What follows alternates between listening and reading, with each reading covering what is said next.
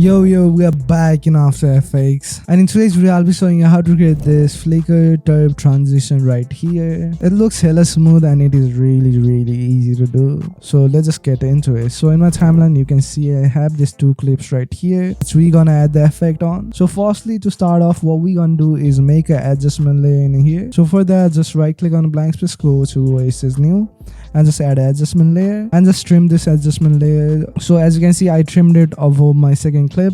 If you don't already know, you can hit the open bracket key on your keyboard to trim your adjustment layer. Then in here, you probably guessing I will add like a turbulent displacement, but for me I'm gonna use sapphire warp bubble right here.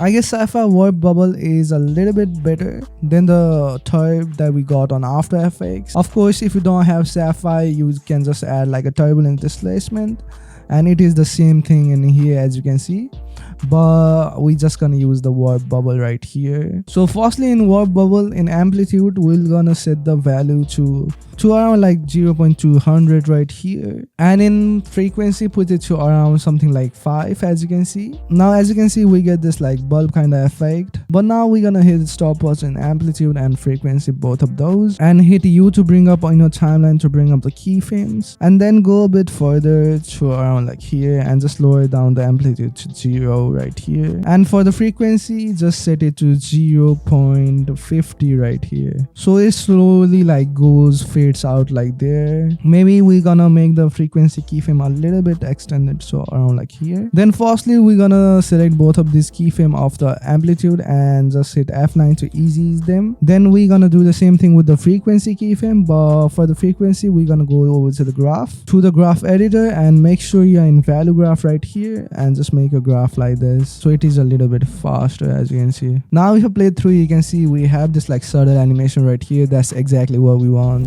Before we go more further into the video, I just want to let you guys about my favorite preset pack which I use on every single video of mine, which is Essential FX. If you don't already know, I'm a music video editor and I've been editing from a while now, so I decided to put all of my sauce into this one pack. So this pack comes with 40 plus effects in there, and I can guarantee all of those 40 presets are like actually goated. This pack is filled with sauce like wiggles, distort, chromas, anything that you want, it is in there. And I use this pack every single day to edit my client's music video, which makes my editing process really fast so I can make more money. So if you are interested, I'll link it in the description. But for now, let's just get back into the video. Now after this, we're gonna add some other effect to make it a little bit better.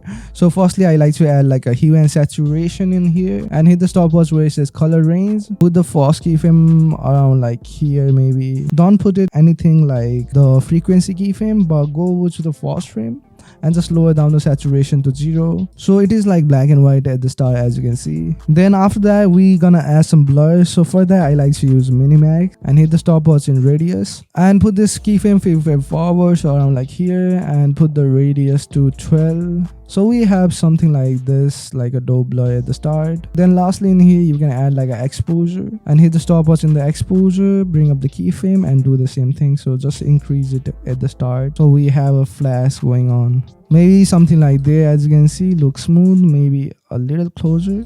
Yeah, that looks super hard right there. So as you can see, our transition is pretty much done, but to smooth it out more, I like to add some one framer effect in there. So to add those one framer, I'm gonna create another adjustment layer in here and trim it till 1 frame. So as you can see, the adjustment layer is 1 frame now. As I said, to trim it is your like those bracket keys on your key, and we're gonna put this 1 framer right before our transition starts, so around like here, so it is on the exact place for me. And in here we just gonna add an effect called wave warp right here, and I'm gonna bring up the wave width, so around like here, and bring up the height so it goes like there. Yeah, maybe something like there. And you see like these type of black bars in the edges. To fix that, what you can do is add a transform and just scale it in a little bit, and with it you can even add like an exposure to make it a little bright. So as you can see, with that 1 frame, it looks so much smoother now.